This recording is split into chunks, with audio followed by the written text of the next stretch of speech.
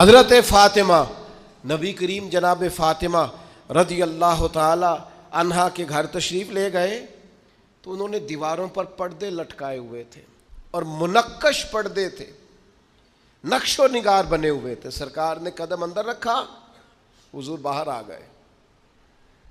जनाब फ़ातिमा रो पड़ी, मौला कायनात को कहा भाग के जाना, ज़रा पता तो करना। या रसूलल्लाह, फातिमा से नाराज हो गए। फरमाया मेरी बेटी हो के नक्शो निगार वाले पर्दे लगाती है। फरमाया मेरा और इस दुनियादारी का क्या जोड़।